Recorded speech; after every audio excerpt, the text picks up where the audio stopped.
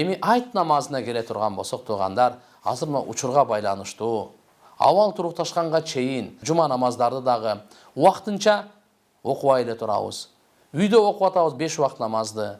Ошондой эле айт намаз, жума намаз го, эми бул фарз, айт намаз бул важип. Ошондой болсо, ошондой дагы аянттарда жана мечиттерде окулбагандыгы тууралуу биз кайгыруу менен сиздерге билдиребиз туугандар. Биз баарыбыз иншалла буга туура түшүнүк менен кабыл алабыз деп жана Кудайым буйрса, иншалла бир жакшы күндөр. Себеп дегенде бул ушу тарыхта биринчи окуя деп айтсак болбойт.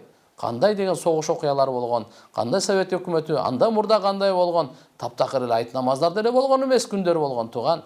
Ошондуктан иншалла биз көп мындай паникага алдырып, неме болбойлу, жана өзүбүздү күнөөкөр сезбейли.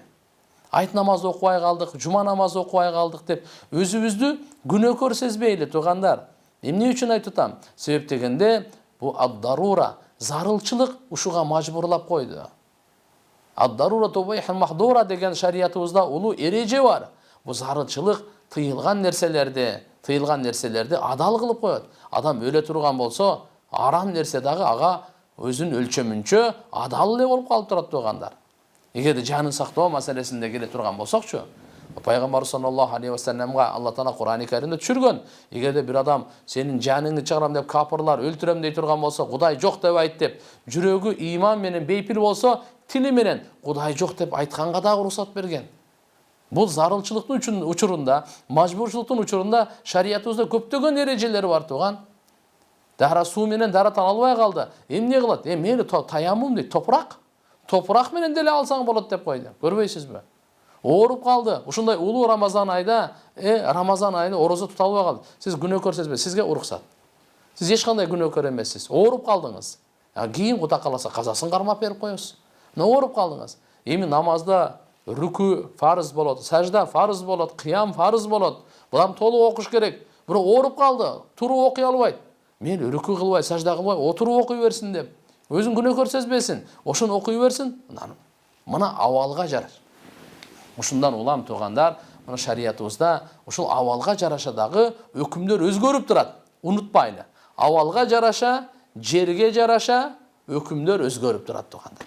Ушундан улам Кудай кааласа, мыналы өтүп кетсе, Кудайым буйрса дагы эмне үчүн? Дагы көп топтоло турган болсок, айттарда, дагы көп топтоло турган болсок, мечиттерде, аянттарда, дагы бир ушу көбөйүп, оору күчөйүп кетпесин деген ушундан алдына алып, ушундан кичине этияттуулук кылып, анан айтып атабыз туугандар, аянттарда жана мечиттерде намаз окулбай турат. Себеп дегенде контакт ал жерде өтө жакын болуп кетет, билесиздер. Пайгамбарыбыз Мухаммад алейхиссалам ушундай эпидемия чыкканда контактты үзгүлө деген.